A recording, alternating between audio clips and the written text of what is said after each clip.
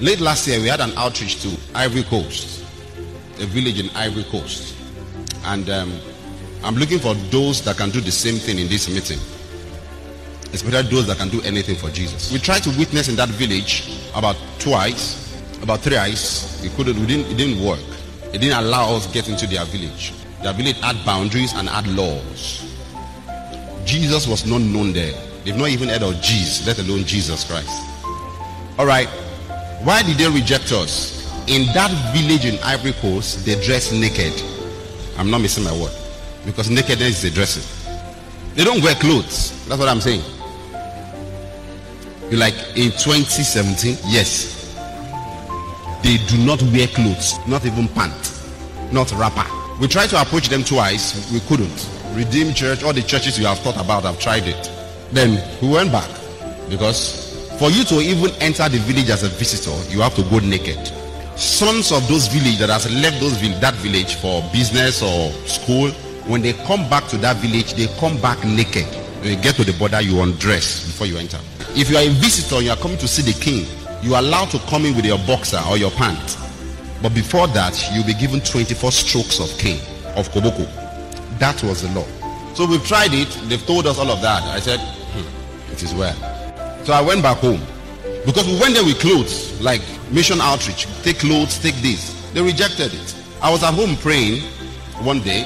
The Lord told me, the reason they do not wear clothes in that village is because their idol forbade them from wearing clothes. When the Lord told me that, I called my pastor in Ivory Coast, because we have a church in San Pedro in Ivory Coast. I called my pastor in Ivory Coast. I said, this is what the Lord told me. Prepare an interpreter, get our team, we are going there. So we got to the village, we got clothes, we had it in bags. We were told the same thing. We knew that.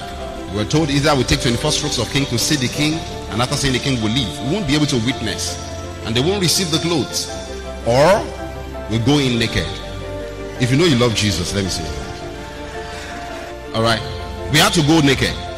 We undressed and we went like Adam and Eve. If you can do that, let me see.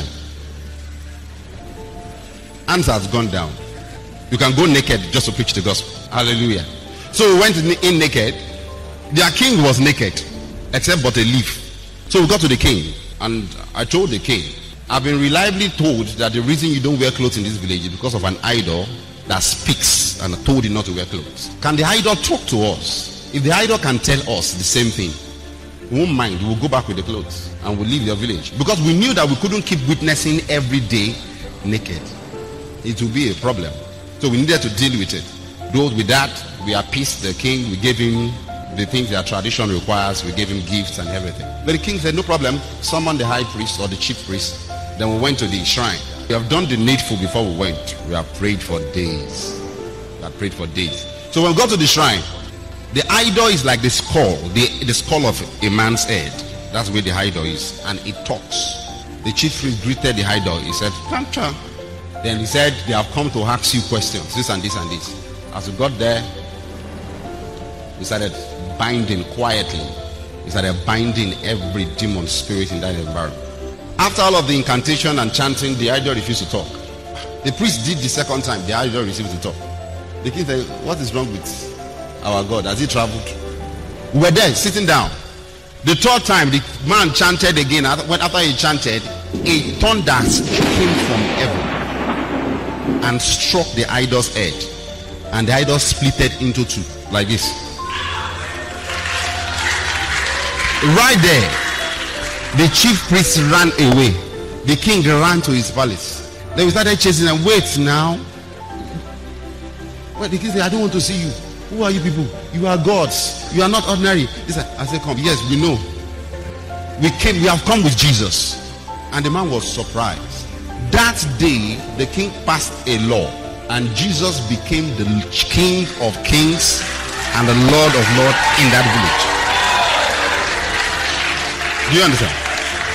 That same day, we had over 1,000 souls. The village is not more than 1,500. We had about 1,400 souls that day. They gave us the land for church and all of that. That same day. Now they are wearing clothes.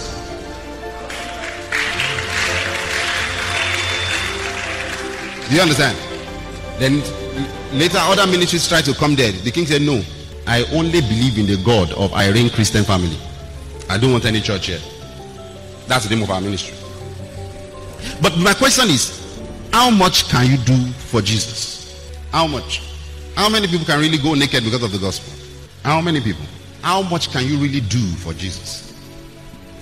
How much?